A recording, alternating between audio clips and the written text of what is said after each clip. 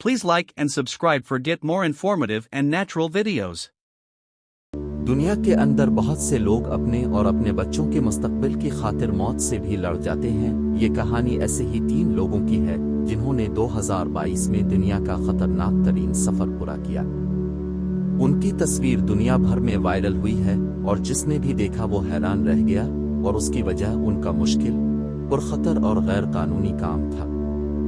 Grain किनारी के साहिल पर उनको बचाने के 2 दिन बाद अब वो बज़ाहिर अपने मकसद में कामयाब हो चुके हैं, यानी फिलहाल उन्हें स्पेन में रहने की इजाज़त दी गई है। बीबीसी को मौसूल होने वाली इत्तलात के मुताबिक इल्थन टूर नामी आयल टैंकर, जिस पर सवार होकर ये तारकीन वतन स्पेन पहुंचे थे, को उन तीनों अफराद के बगैर ही अपना सफर जारी रखने का कहा गया है। स्पेन की हुकूमत ने इन तारकीन वतन के मुतालिक तफसीलात बताते हुए कहा है कि ये तीनों नाइजीरियन शहरी हैं और उन्होंने स्पेन पहुंचते ही पनाह की दरख्वास्त दी है। इसमें एक शख्स जिसकी हालत ज्यादा खराब थी वो अस्पताल में जेर इलाज है। हुकूमती अहलकारों ने बीबीसी को मजीद बताया कि अब ये बहरी जहाज उनके बगैर अपना सफर जारी रख सकता है। इसका मतलब है कि हिस्पानवी हुकूमत ने आखिरकार बहरी जहाज को बंदरगाह छोड़ने और उन तीनों तारकीन वतन को ग्रान किनारी के जजीरे पर ही रहने की इजाजत दे दी है। गैर सरकारी तंजीम कीमिनेंडा फ्रोंटिरास ने दावा किया है कि इस तरह के खतरनाक सफर से गुजरने की हकीकत को तीनों अफराद की जाती जिंदगी के हालात का तज्जिया करके समझा जाना चाहिए, इसलिए उन्हें स्पेन में रहने की इजाजत दी जाए।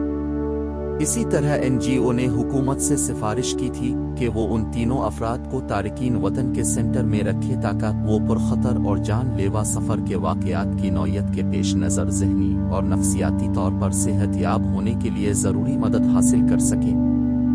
28 नवंबर को सिल्वामेंटो मैरीटाइम ने उनको जहाज के निचले हिस्से पर देखे जाने के बाद लास पालम्स पहुंचकर बचाया था। बहरी जहाज के जिस हिस्से पर ये तीनों अफराद देखे गए थे, इस जगह को रेडर ब्लेड कहते हैं और ये जहाज के ढांचे से बाहर निचली सतह पर होता है और ये ओपन जगह होती है। ये तीनों अफराद इस खतरनाक जगह पर मौजूद थे और उन्हें समंदर की ताकतवर लहरों का सामना था। इन तीनों अफराद की जहाज के रेडर ब्लेड पर बैठे हुए की तस्वीर मैरीटाइम रेस्क्यू के अहलकार ऑरलैंडो रामोस ने खींची थी, जिसने उन्हें वहां से बचाया था। मैरीटाइम रेस्क्यू में बचाए जाने वाले अफराद की तस्वीर लेना आम बात है। ऑरलैंडो रामोस ने बुध को जारी एक सरकारी बयान में तफसीलात बताते हुए कहा कि ये मामूल की बात है।